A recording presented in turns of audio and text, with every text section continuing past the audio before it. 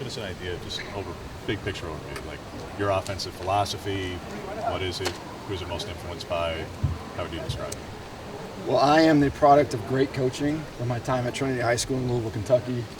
Under Bob Beatty, then I played for Jeff Brom, played for Matt Wells, played for Mike Groh, Sean Watson, Bobby Petrino, Charlie Strong, Tom Herman, Hank Carter at Lake Travis High School, Jeff Traylor, and now here with Dan. So my background is I've been blessed that I've been around some unbelievable human beings that know how to coach the game at the highest level. And offensively, our job is to get our best players the ball as many times as possible. It's not, plays are highly overrated. It's about the players, and here at Oregon we have unbelievable players. Really excited to work with them. We really base out of a pro-style offense, but with spread principles, RPOs, run action pass, play action pass. I like to think that we're multiple in our personnel groupings and our formations, and we want to be an attacking offense that throws the ball down the field. George Franklin described you as less energetic than Kenny Dillingham the other day when we asked him. Was that an accurate description? You think you're more down to business? How would you describe yourself as a coach? I'm me. I'm Will Stein. I've been the same dude, I hope, for a long time. Treat people the right way. Coach this game hard, aggressive, passionate, and just I love being around these guys. What was it about Oregon that made you pursue this opportunity? You know, the universe works in mysterious ways. I just did my job the best of my ability at UTSA. I was where my feet were, was not looking to leave, and I was presented with an opportunity to interview for this job with Coach Lanning, and I'd like to think I did a pretty good job to land this position. Is it surreal? Your rise, it's quick, and you were coaching high school not that long ago. To be where you are now, has that been kind of a surreal process? Yeah, I think it's a little bit misinterpreted that I was in high school ball, yes, and it was an unbelievable opportunity. But I played major Division I football at quarterback. I coached at Texas, coached at Louisville. So before I got into high school, I was a college football coach. Went back down to high school, coached a kid named Garrett Wilson, who was a first-round draft pick, a kid named Hudson Card, at a 6A Division I school in Texas, which to me is like an FCS level, organization. And then the last 3 years at the highest level in Conference USA with really great players that went toe-to-toe with some big-time Power 5 conference foes. So the game of football hasn't changed. I mean, it's about blocking, it's about tackling, it's about getting really good players. And here at Oregon, I might just be working with a little bit different level player, and obviously on a grander stage, but it's something that I'm accustomed to and ready to go. What's your relation to I always thought he was such a great player from afar. Obviously his time at Auburn might not have been what everybody else expected it to be, but I know he appreciates everything that happened there because it's where he is now, and it brought him to Oregon. And then getting on the phone with him initially, I mean, I was a little mind blown by just his intensity and what he was looking for from a coach and an offensive standpoint. And he asked questions that were extremely mature and well thought out. And he's made me better as a coach. He puts, me in a position to really think as a coach, which I really appreciate. How much does that change your first year with a team, though, when you do have a quarterback who has 4 or 5 years of experience and you're not? Is it kind of feeling out to see what works for him and then kind of bringing more? Or like how's that balance with him? Yeah, I think, the 2022 Oregon offense is very similar to the style of offense that I'm accustomed to.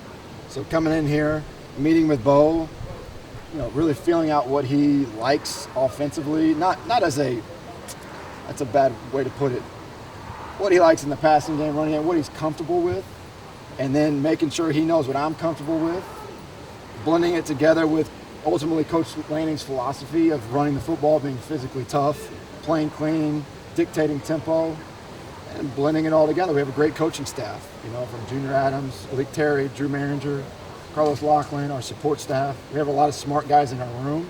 Don't try to outthink ourselves and put our players in a really good position to make plays. What's your assessment of just Bo's growth for his 5th year? It's pretty rare in college athletics. You see a 4-year starter get a 5th year to start.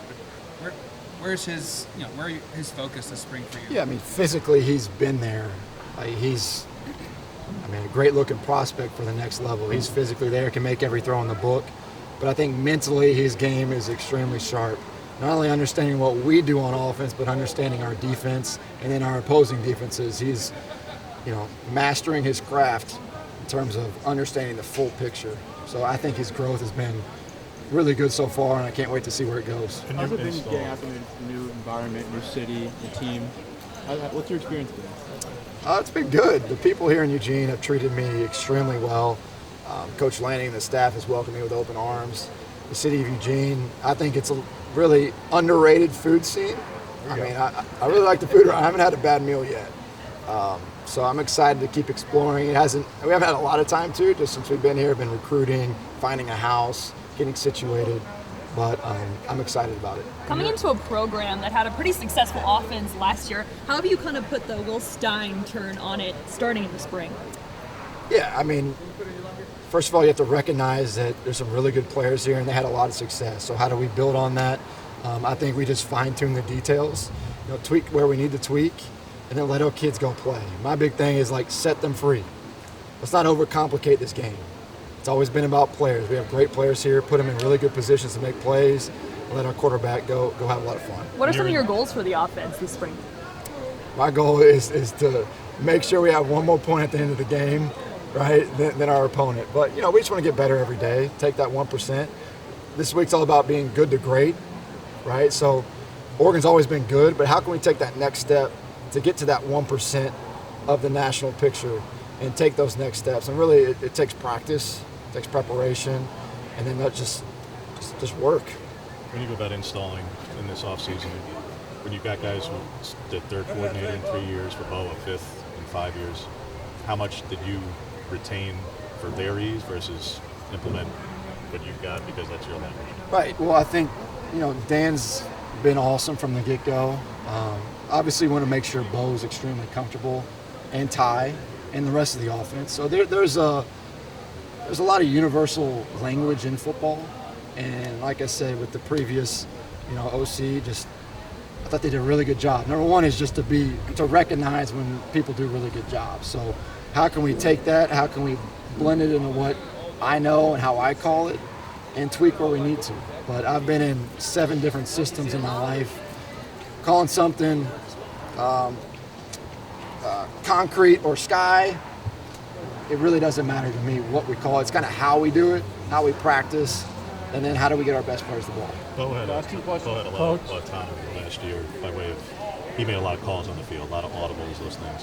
How much freedom do you intend to allow him in this offense? Yeah, we always want our quarterback to have the freedom to check plays when necessary and to feel really comfortable with those looks and why we're doing it. I don't want just somebody to go out there and check just because we want to check. It needs to be the specific look versus certain coverage versus certain pressure. And Bo does a really good job of that in the run game and protection. So we're obviously going to allow him to make us right. Anytime I can hand the car off to a really good player that understands how I'm thinking and he can go make us right on the field, I'm going to let that happen. Coach, you mentioned running the quarterback run. In 21, Anthony Brown runs for 700 yards. Bo 500. How important is it in your offense for the quarterback to expect those kind of numbers, and do your backups have that ability?